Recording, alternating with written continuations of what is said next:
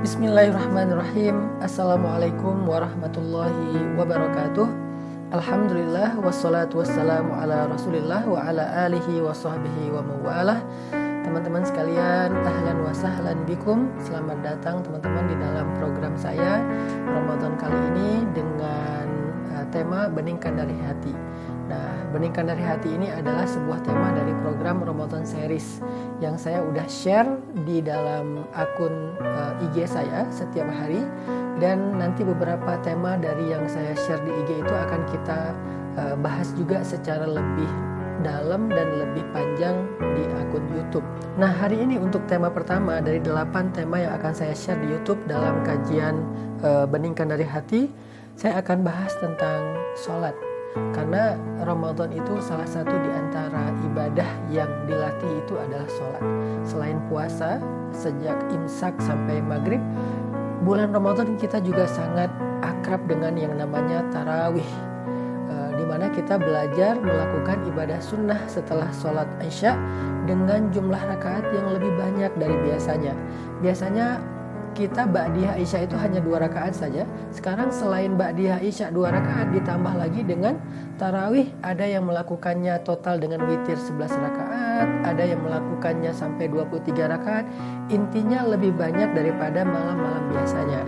Sehingga kita perlu membahas hikmah di balik sholat ini dan apa hubungannya antara sholat dengan tazkiyatun nafs, membersihkan jiwa dan membeningkan hati kita. Teman-teman yang dirahmati Allah Subhanahu wa Ta'ala, suatu ketika saat Nabi sedang lelah, sedang capek, sedang banyak kerjaan, sedang sibuk, Nabi SAW memanggil Bilal bin Rabah, muazzinnya Rasulullah SAW. Nabi berkata kepada Bilal, "Ya Bilal, arihna bis sholah." Wahai Bilal, istirahatkan kami dengan sholat. Kalimat ini singkat tetapi dalam banget maksudnya. Nabi bisa aja bilang ke Bilal, "Wahai Bilal, kumandangkan azan." "Wahai Bilal, panggillah orang untuk sholat." Atau dengan bahasa-bahasa yang lain yang juga jelas bahwa Nabi menyuruh Bilal untuk mengumandangkan azan. Kenapa Nabi memakai bahasa arihna, istirahatkan kami dengan sholat? Ternyata buat seorang Rasulullah SAW dan para sahabat, sholat itu bukan beban. Sholat itu bukan sebuah pekerjaan.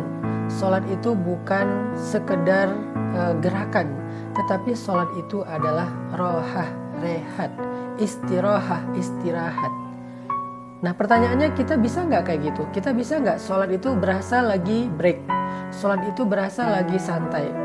Sholat itu rasanya senyaman nongkrong, senyaman main game, senyaman nonton TV, senyaman nge-HP gitu.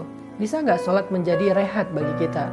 Itulah kenapa di dalam bulan Ramadan kita disyariatkan untuk melakukan satu jenis ibadah sholat yang disebut dengan sholat istirahat, yaitu sholatut tarawih.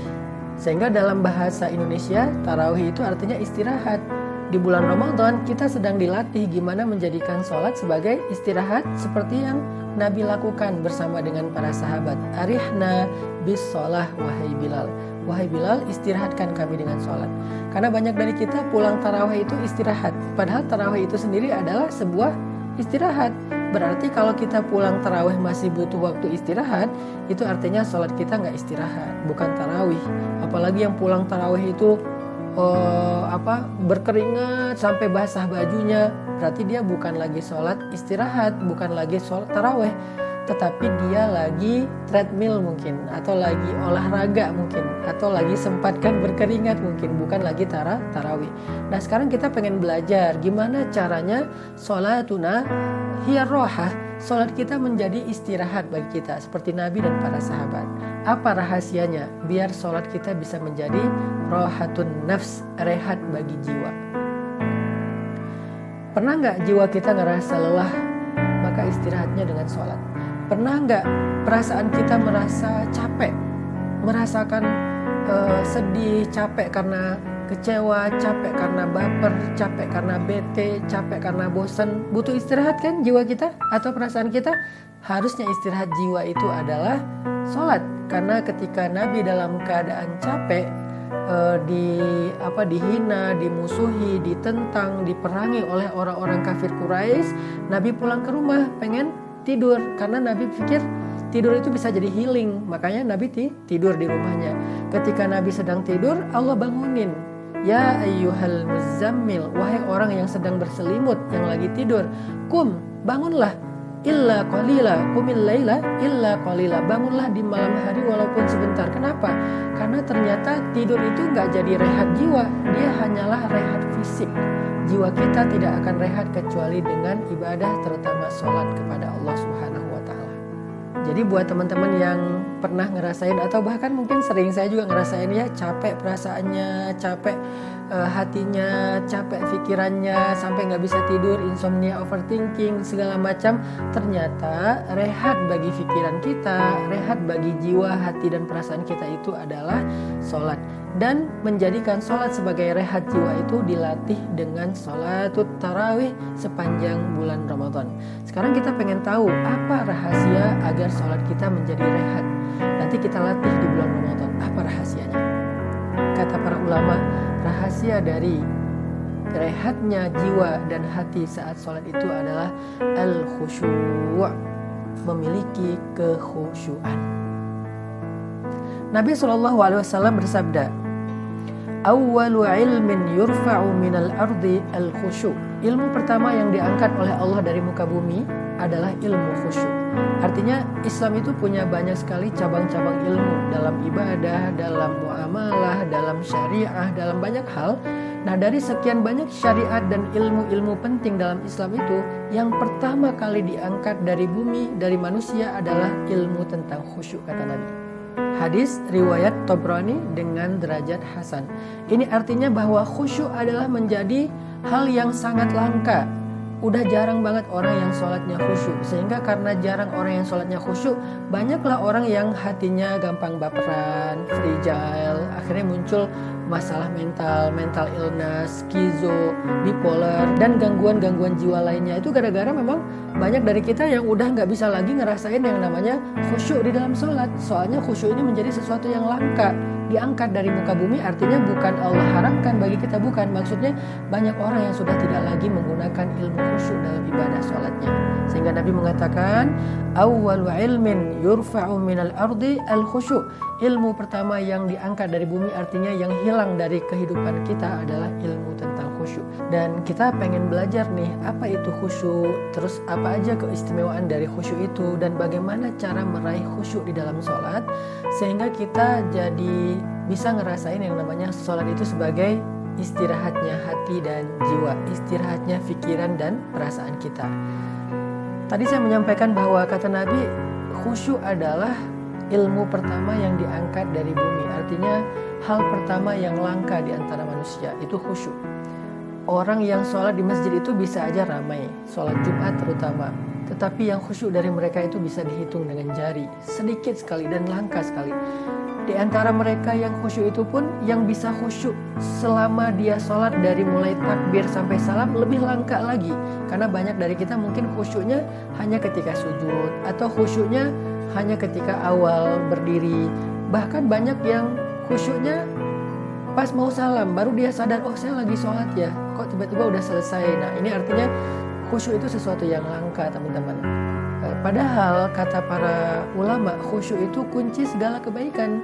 Jadi kalau kita pengen jiwa kita tenang, rahasianya khusyuk. Kalau kita pengen Allah menolong kita dalam segala urusan, rahasianya khusyuk. Kalau kita pengen dapat jalan keluar dari banyak masalah, rahasianya adalah khusyuk. Khusyuk itu adalah kunci dari semua kebaikan, kesuksesan, dan keberuntungan kita di dalam kehidupan kita. Makanya Allah Subhanahu wa Ta'ala berfirman, A'udzu billahi minasy syaithanir rajim. Bismillahirrahmanirrahim. Qad aflahal mu'minun. Qad aflahal mu'minun alladzina hum fi salatihim khashi'un. Sungguh beruntung orang yang beriman. Sungguh sukses dan bahagia orang yang beriman apabila mereka di dalam sholatnya khusyuk. Karena Allah Subhanahu wa Ta'ala menjadikan sholat sebagai jalan datangnya pertolongan dari Allah, menjadi jalan datangnya kasih sayang dari Allah. Maka kalau sholatnya rusak, maka pertolongan gak akan sampai kepada kehidupan kita. Allah berfirman, Bismillahirrahmanirrahim. Ya ayyuhalladzina amanu ista'inu bis-sabri was-salah. Wahai orang yang beriman, mintalah pertolongan Allah dengan sabar dan sholat. Ini artinya, sholat itu cara kita mengundang pertolongan Allah ketika kita punya masalah. Dan pertolongan Allah itu bukan hanya terhadap masalah-masalah kecil. Kita bisa banget mengundang pertolongan Allah terhadap masalah yang paling besar dalam kehidupan kita. Pernikahan diambang perceraian, anak sakit keras, kita hampir dipecat dari pekerjaan, bisnis kita ditipu orang, banyak masalah besar yang kita alami, kita undang pertolongan Allah dengan sholat. Tapi bagaimana kalau sholat kita tidak berkualitas, sholat kita nggak khusyuk, maka kita nggak bisa mengundang pertolongan Allah. Berarti khusyuk adalah kunci datangnya pertolongan Allah lewat sholat kita. Ini diantara pentingnya belajar khusyuk. Insya Allah pada sesi berikutnya nanti di YouTube saya akan sharing kepada teman-teman gimana cara kita belajar khusyuk. Apa aja yang harus kita siapin di dalam sholat ketika kita pengen dapat sholat yang khusyuk. Barakallahu fikum.